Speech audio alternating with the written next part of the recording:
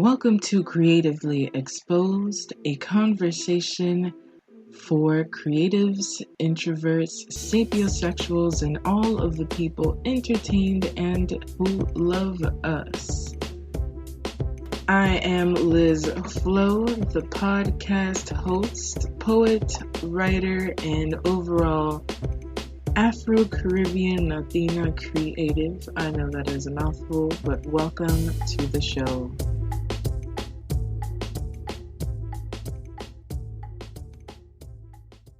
Welcome to Creatively Exposed, and I'm a little low on energy, y'all, so I wanted to share the recited poems that I've been doing for National Poetry Month, which is April. And so it was day 5. It's midnight right now. So I have about 5 poems that, some shorter, some longer, that I'll be sharing with you all. I hope that everyone is doing what needs to be done to stay safe, peaceful, and with good mental health during these times of oddity. And I've been reflecting a lot, which you'll probably see within my poems. If you are interested, I will be doing a virtual open mic at Carnal Moon, and I'll see if I can put that in the show notes. It will be Wednesday at 7 Eastern Standard Time. As always, I am grateful for you listening. I am hoping that, you do whatever it is that feels good to you.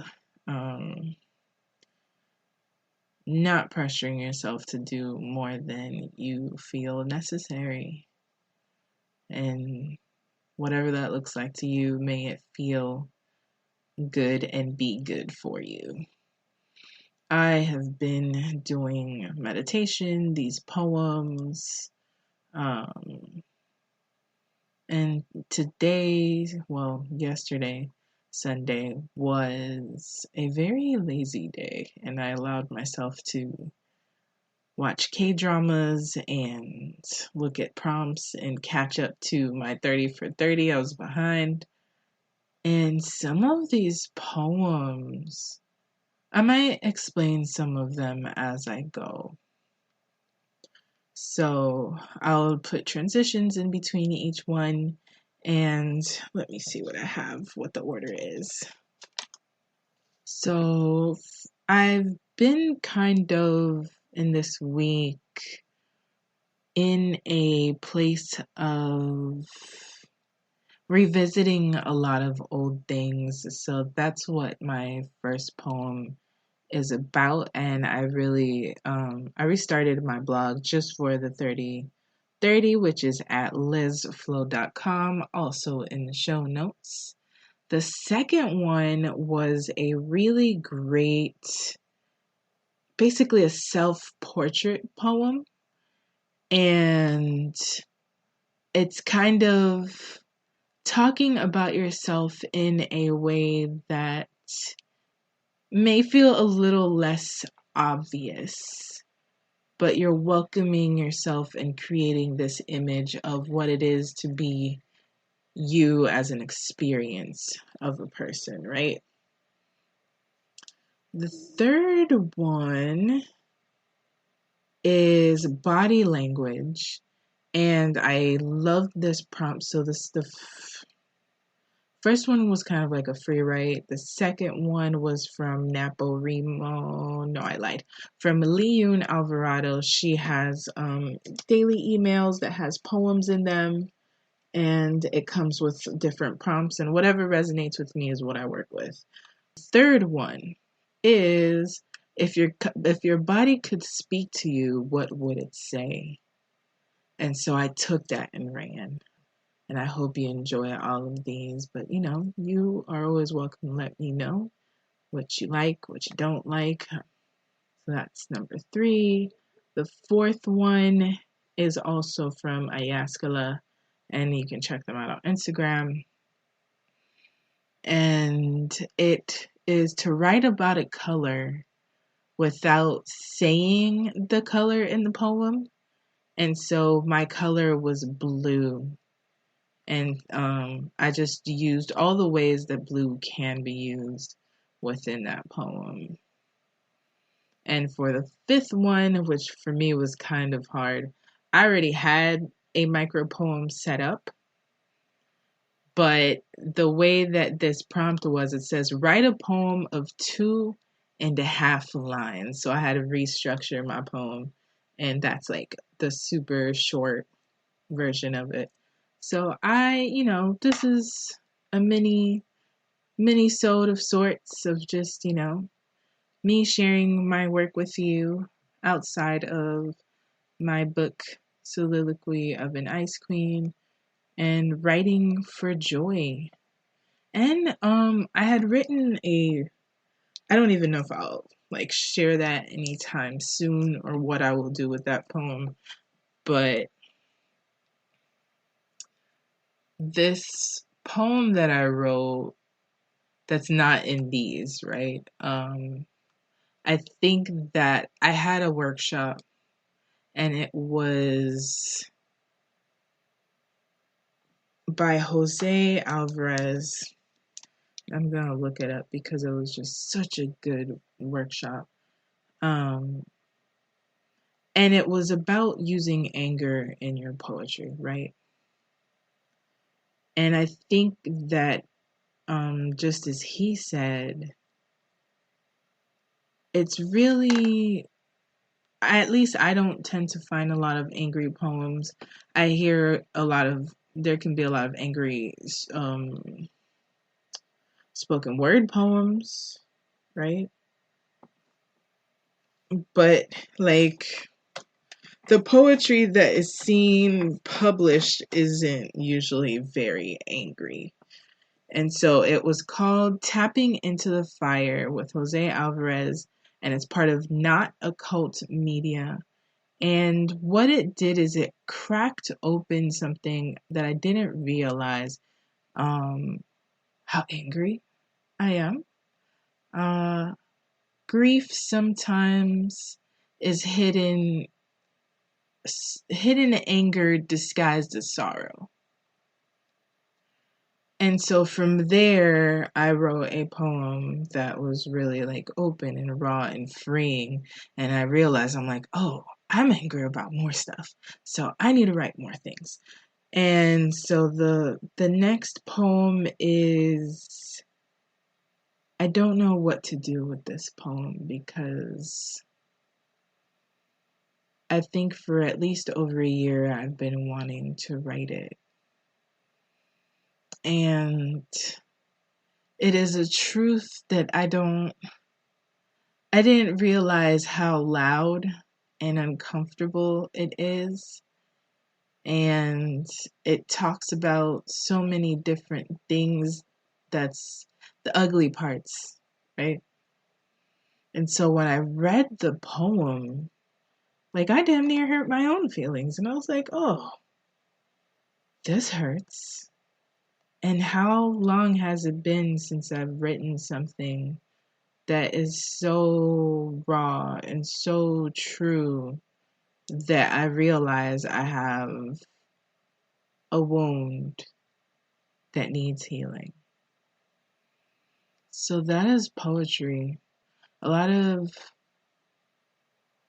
people can disregard poetry as an art form. It's like there's writers and then there's poets, or there's authors and there's poets, but like we're all writers. It's just how true do you want to be with your own self and soul? And so, at least for me, and I said this in my interview with at the Concrete Diaries, yeah, sorry, it's a little late. It came out this Friday. If you want to check it out, I will also add that link. And it's a very candid, raw, vulnerable interview where I speak about my book, but it's everything that led up to the book. And in there, she asked me why poetry as your form of writing. And I like to write all kinds of things. Poetry is the place where, although I can get creative and I can use a theme, the truth to myself is not hidden. Even if it's not understood by everyone, my truth is there. I see it. I feel it. And I think a lot of my most recent work have been like a lot of stuff that I have just like in my notes, just touching the surface. But that poem dug deep. So I don't know what I will do with it. It may be part of my next series. I think that's where it may need to be. But for now, I hope that, you're doing whatever it is that works for you. I'm going to start like painting more and coloring more and stuff. Hopefully one day, I don't know, get active. I'm not forcing anything. I'm allowing flow and hoping that I'm making more space within myself before I start making more space on the outside of myself. And so it's been a weird week with a lot of emotions. Today was a tough day, and Sunday into Monday. Not tough emotionally, it just feels heavy. And so I am still doing the 21-day meditation with Chopra, Deepak, and those are really, really good. Like, I've really enjoyed it because it's about hope, and it's something that I tend to have a hard time grasping. So, didn't want to get too deep. If you want just some of the poems that you hear after this, hit me on the gram or Twitter. And until next week, everybody, be safe, be well, take care of yourselves first. And until next time, don't forget that you are magic. No te olvides que eres magia. Pas oublier que c'est magique. Oh, P.S. I'm going to be a part of a virtual book fair. If you are interested, it will be on Twitter. And I'll be going live on my Twitter, my writer's Twitter, at Liz Flow.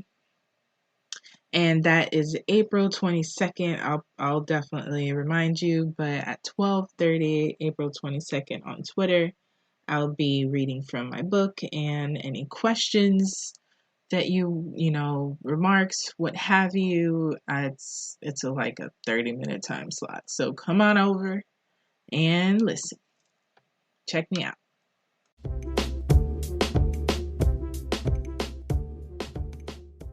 I hold on to an inkling, desire, this question. What does hope look like? Waiting for hands to cling back to mine freely. Living in love deserts, desertions twirling into the desert of serendipity, dipping into the pools of dreamy starless sky eyes. How many times do I kiss a vision and call them daydreams?